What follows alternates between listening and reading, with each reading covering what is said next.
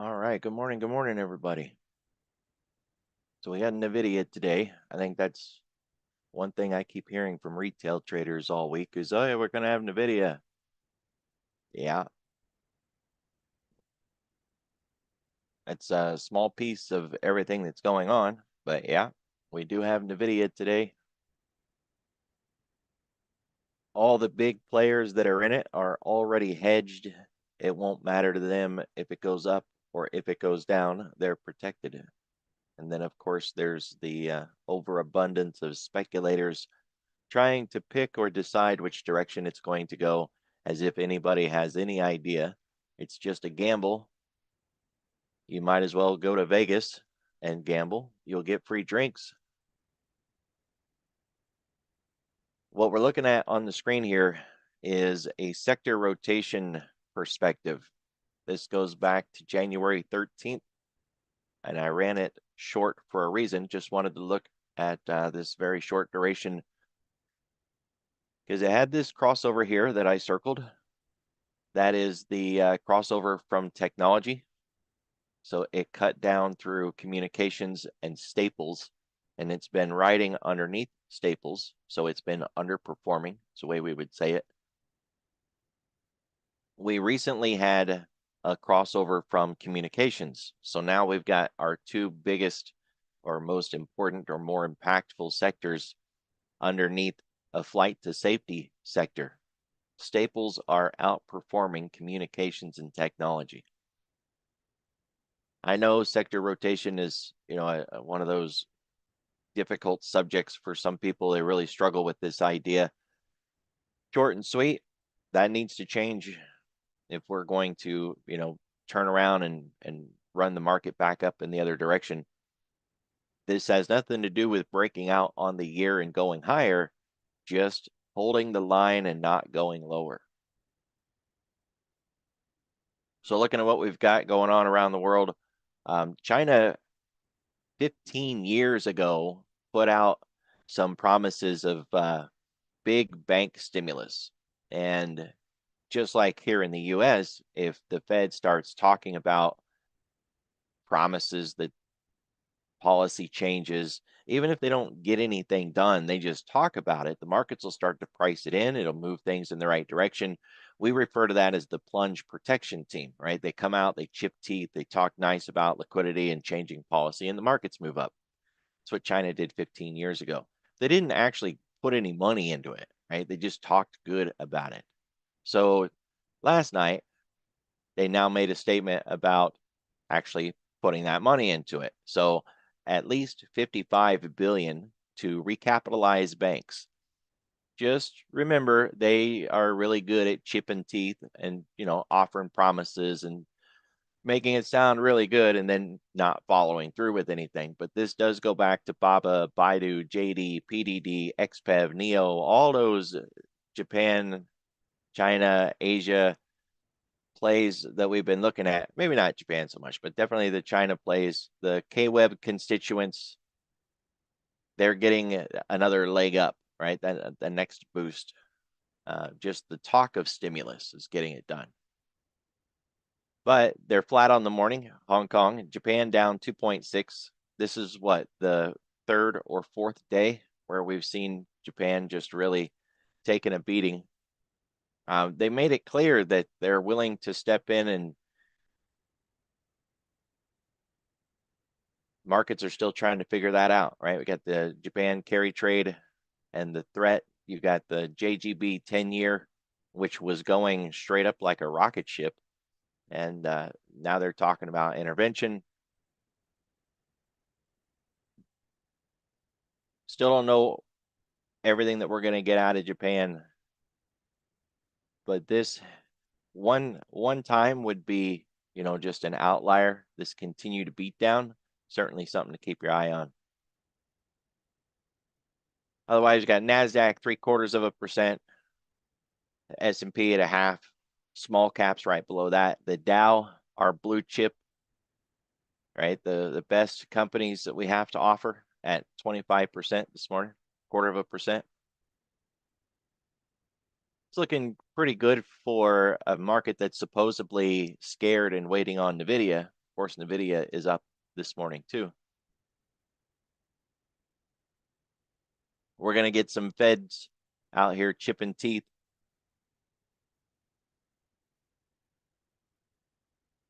We have the president this morning. Let's change this around so we get a more accurate time frame.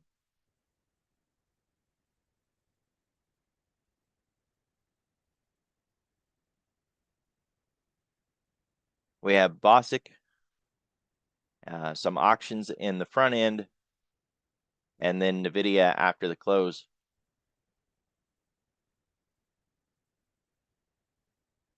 Doesn't look like we're going to get anything really big out of Japan tonight.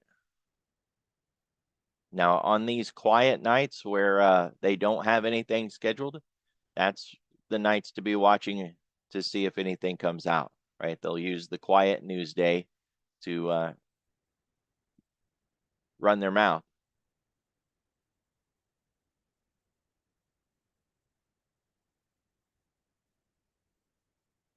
So there's a lot of speculation that NVIDIA is going to restart the AI-driven craze that we've had, right? And everything that ties back to NVIDIA. I don't know if you guys remember that picture that went around for a while. That was like the NVIDIA web and all the companies that fed back to NVIDIA and the huge spending that they had all promised, billions of dollars from each of the Mag 7.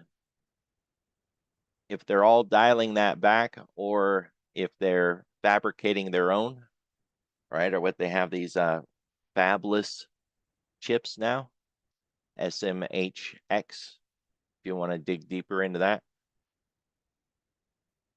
So a lot of people are, wondering if this is going to be the signal of all of that starting to slow down, that spending perhaps moves in a different direction. So it's not just a representation of NVIDIA itself. It goes to the bigger backdrop of this whole idea that AI is ready to actually be put into service and save companies money and make them money.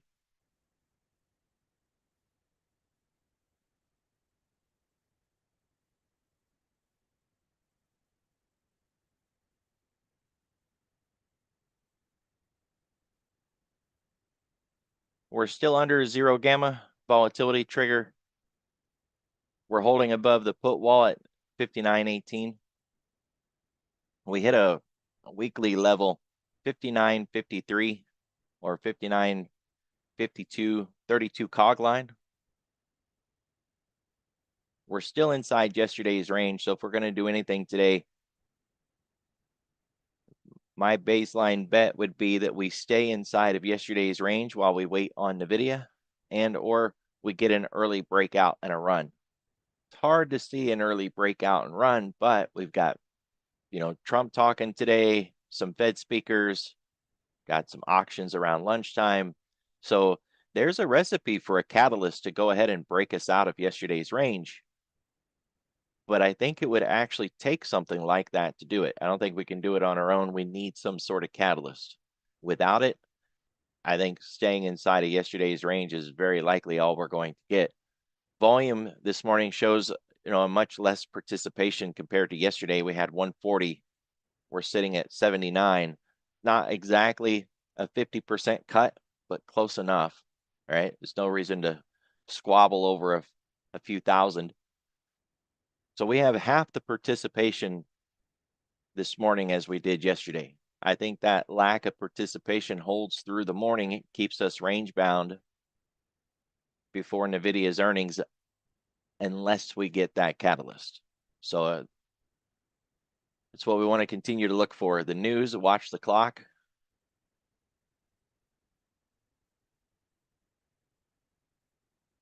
We're back above the half. It's a good start. We held above that put wall without ever challenging it.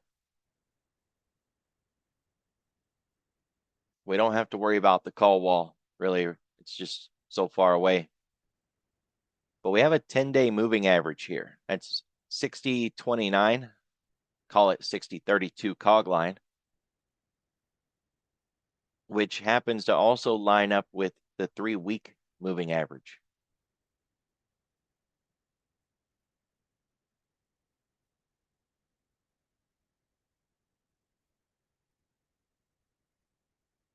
We can get a surge if we get a 310 cross and price back above the 3 and the 10. So we're lining up really nice for that.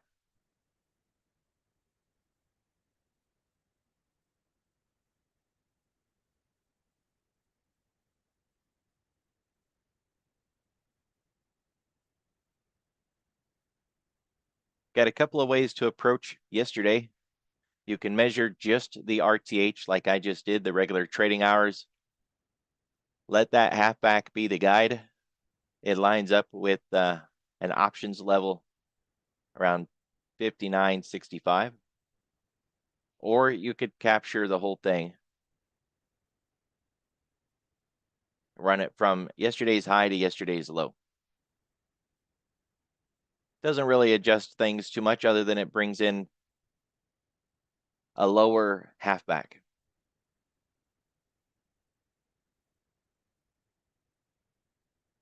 If we're looking for a topside breakout, you want to use all of yesterday, not just the RTH. If you're looking for, if we break back below our own VWAP and start to fade, then you'd want to run the inside so that you could see the halfback from just the RTH.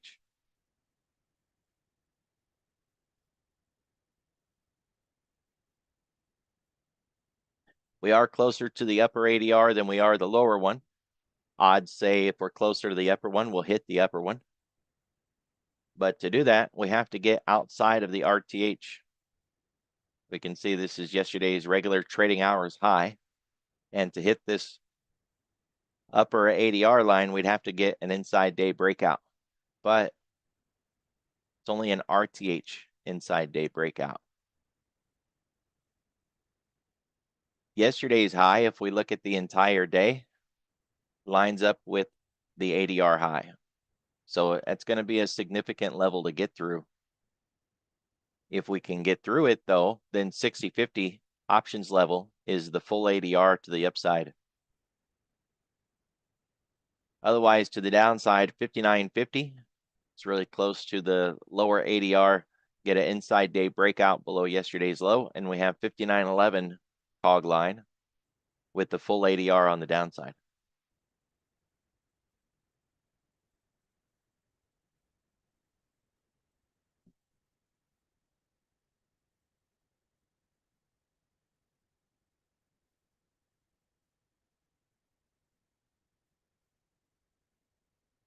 There's a considerable distance you can get from the weekly floor pivot before we start to consider being overbought or oversold or looking for any sort of mean reversion. We didn't get to that distance so far this week. We would need something like a -4 or -5% distance from this weekly pivot. And we haven't even gone 3% away from that weekly pivot. So this isn't some mean reversion because we went too far too fast. Looking at the daily pivot, it's lower than yesterday's. That's bearish. Price opened above it. That's bullish. But we haven't hit it yet. So while those two canceled each other out, the fact that it opened lower with price above it, but this is an MDP at this point. It's a missed daily pivot. Price hits its pivot 80% of the time. We're also counting yesterday's missed daily pivot. The one that we earned yesterday by not hitting the pivot counts today. The one that we developed today will count for tomorrow. It's not my strategy, but if you want to learn more about missed daily pivots, you can just go to Google or YouTube and type in missed daily pivots. It's an interesting way of using the floor pivots in your analysis. It's also a trade strategy. I don't trade it, but I do use the analysis.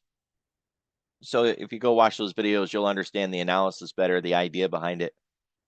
The idea at this point is we would expect price to hit this floor pivot 80% of the time. So you can say it another way. We have an 80% chance of hitting this line today. Now, same thing was said yesterday. We had an 80% chance of hitting that line, and we didn't do it. We couldn't get inside the channel, although we tested that channel multiple times. We've tested the channel once this morning, haven't been able to get through it. It's likely if we reject off of yesterday's RTH high or even yesterday's full high, then we're going to come down and challenge that floor pivot. It's a narrow channel, not as narrow as it could be, but a narrow channel implies that if we break out, it can grow legs and we can really run. The wider the channel, the more likely it is that a breakout doesn't stick and we come back in again. Now, this isn't as narrow of a channel as it could be, but it's still a narrower channel than, say, yesterday, for an example. Spot Gamma just released their founder's note, so I will get that shared in the chat. You guys will have a chance to look it over.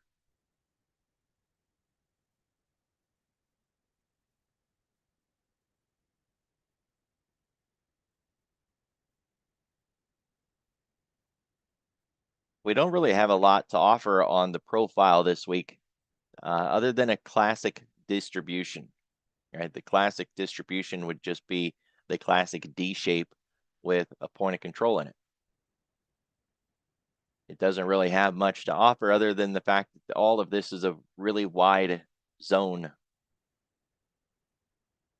We've got a significant shallow area above 6050 that could run us back up into 6100 and then to 6132 cog line, point of control of last week.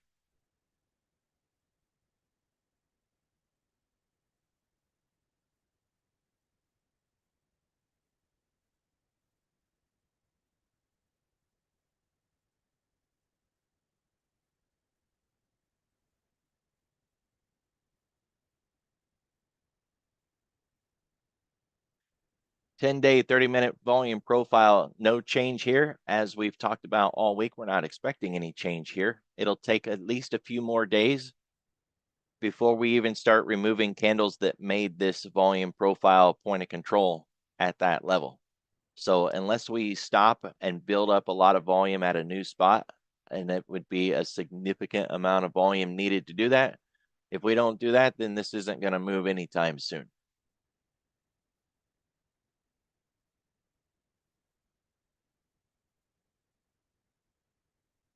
Yeah, drifting is a good word for it. Cumulative delta is not helpful today because the market is in wait mode.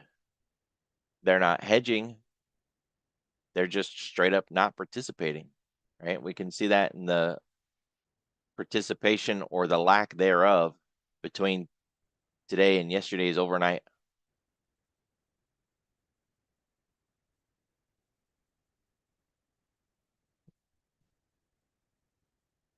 You could match today with one of those half days that we get during the holidays. You know, one of those days where we say it's not a really good idea to try to trade today because it's a half day and it's going to be, you know, difficult. And of course, people do it anyways. If you already struggle as a trader and you find regular trading difficult, you probably want to skip today. It's not to say that we can't get one of these days like Friday, where we had a really nice breakdown and a really beautiful trading day. Of course, we could always get something like this. Price can do whatever it wants. But it's also very likely that we have something like yesterday afternoon for the entire day today. So if you liked that sort of trading, you can have that all day today.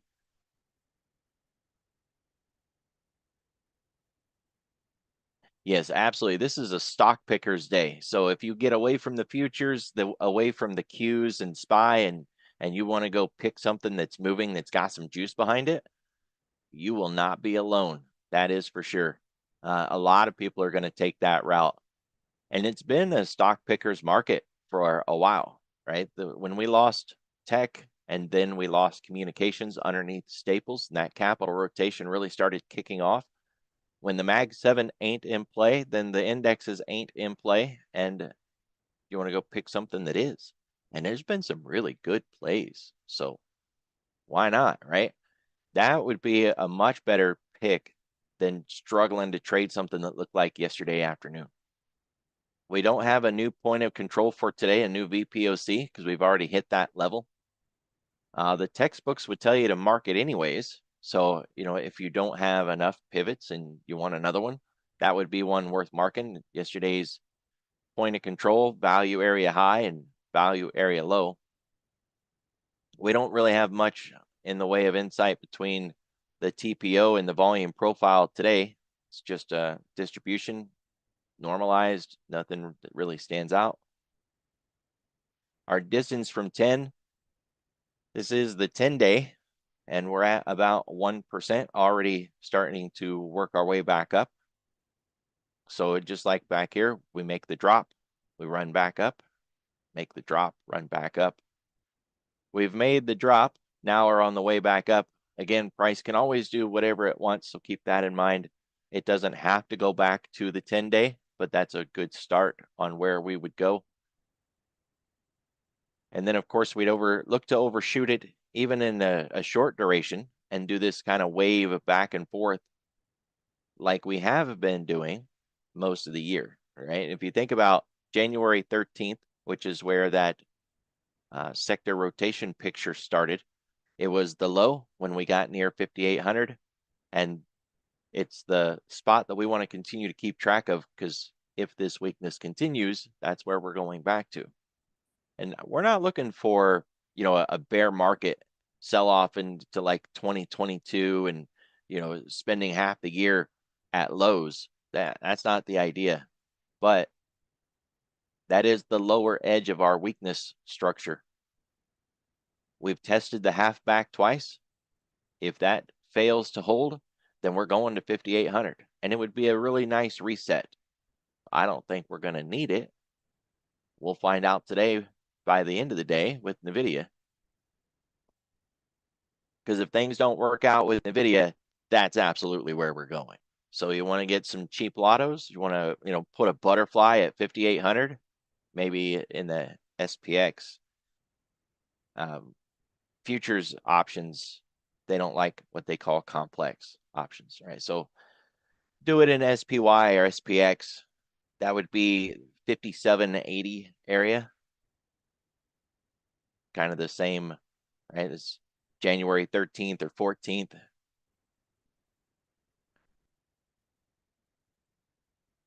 So a really cheap butterfly right there, you could probably put one on for 5 cents, which means you could widen it out and spend 20, 25 cents.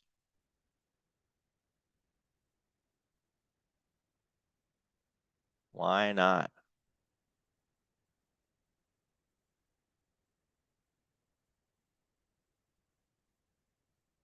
So we tested the lower edge of the weekly expected move yesterday, and we came back inside it. We're expected to close inside this box by the end of the week. 70% of the time, that's what the market does. But that is the quote, by the end of the week, right? So we could get back outside that box. And of course, there's no expectation, that we have to close inside the box. We didn't do it last week. And recently we've had a lot of tests where we've closed outside the box. Like back here on Friday, we closed outside. Here on Friday, we closed outside. Kind of get the idea. There's another week where we closed outside. When you're trying to do probabilities or percentages, counting 10 is a really easy way to get an example of percent. So if I count back 10 weeks and I find 3 weeks where we closed outside out of 10, then that's 70% right there. So one standard deviation opportunity to close outside the box. Anything more than that, and it says that either volatility is not being priced into the market or markets are still exceeding the volatility that is being priced into the markets.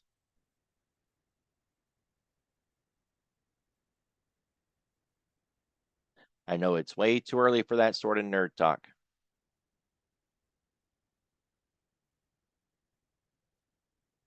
So for the daily, we're still expecting to meet the 10. If you're looking for a shorter term lottery ticket, aim for the 10-day. On the 10-week, we're still below it more than 0.5%, but 0.5% keeps us within that gravity or that magnetized zone. We can get a half above, a half below, and we can just chop back and forth there quite a bit. So we need to get away from that 10. And the expectation is we'll get away from it to the upside, not to the downside. Sure, we could expand a little lower. And if we do break the zone and go to the downside, then we're looking at 1.5 at least, if not a 2% drop below the 10-week. No reason to expect that we're going to get that sort of volatility unless NVIDIA really disappoints or says something, that upsets everybody.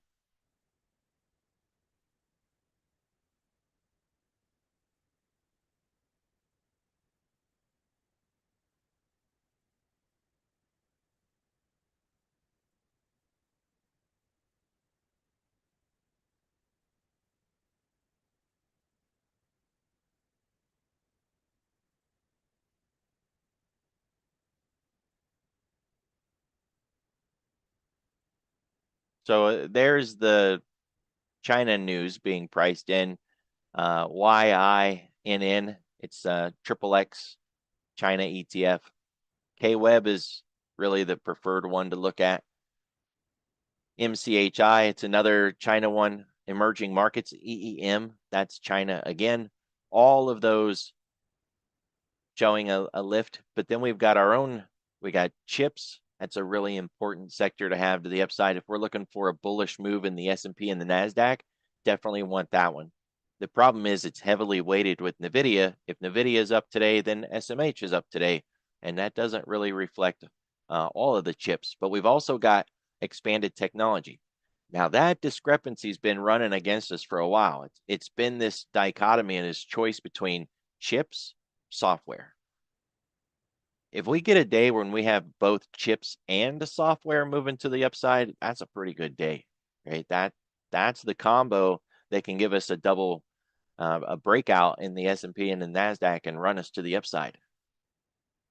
And then we've got cloud computing up this morning. It's another one, right? So when we look at the sectors, and this is the way I generally look at the sectors, the top 3 are the risk-on sectors, really generic tech. It's so generic, so vague that it doesn't cover specifically what kind of tech. Well, chips, obviously, but we got communications, software. So a lot of times that gets broken down from tech, and we look at the Mag 7. Well, we have the Mag 7 this morning too. So we've got Mag 7, cloud computing, chips, software, all up more than 1%. Well, Mags is right on the line, but the rest of them are up at least 1%, and our benchmark is only 0.5%. We also have just vaguely the growth ETF up. So what if we get one of those rip your face off rally days on a day when everybody's expecting to go sideways because it's NVIDIA's earnings? It wouldn't be the first time they play that game, right? We've seen it before when we think it's going to be a sideways day for FOMC and they run it like crazy. So it would be this kind of move to the upside.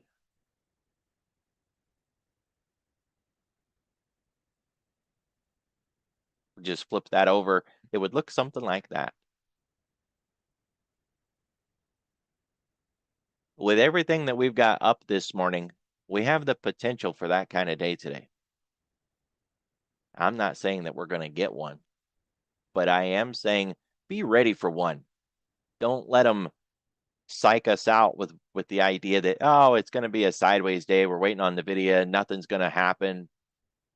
and then they run it and you don't get in it because you think, well, it's supposed to be a sideways day. I don't want to participate because I don't believe it. And then you just miss this really amazing run.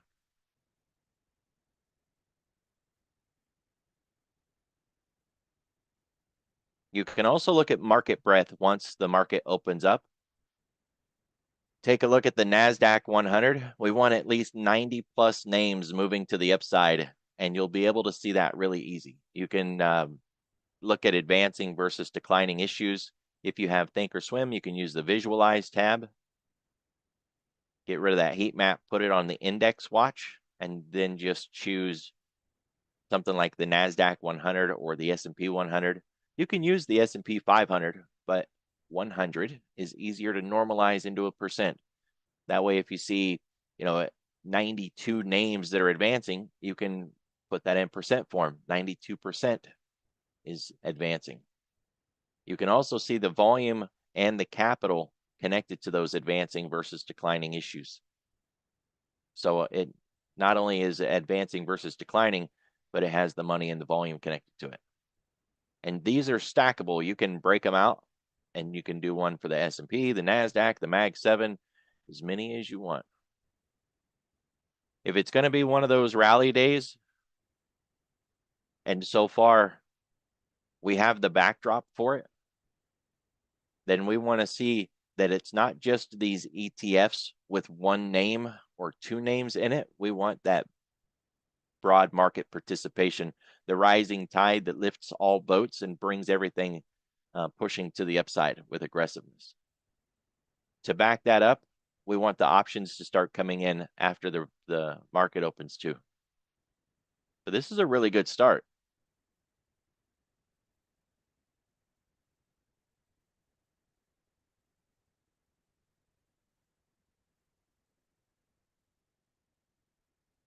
Surprised to see it, honestly, on a day where we're all expecting it to be a sideways day waiting on NVIDIA.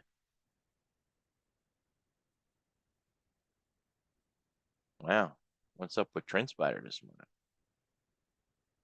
Wakey, wakey, homie.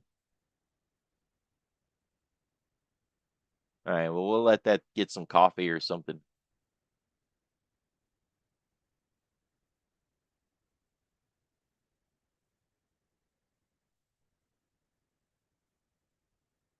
So looking at the breadth this morning,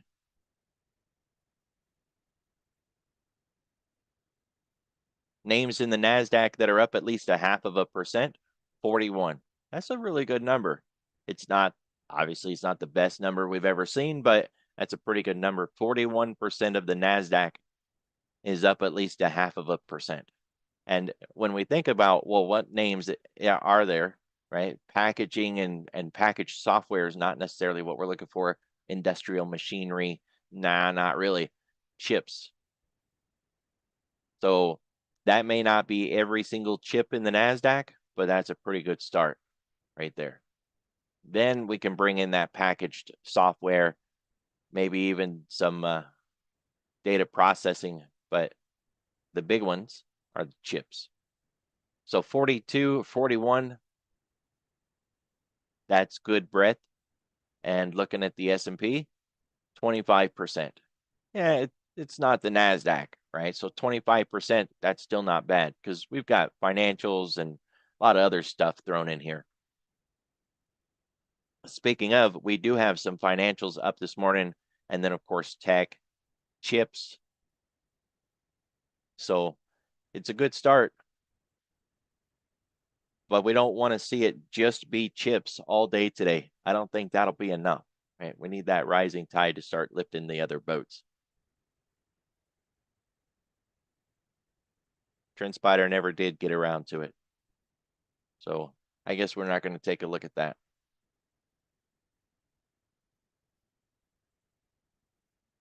We still have the 10-year testing that 4.3 area. This is like Goldilocks. The low 10-year, the low dollar, cheap crude. The markets should be running to the upside. That's exactly what we would want to see if we're going to have a move to the upside. And yet we kept bleeding off yesterday, even in this Goldilocks environment.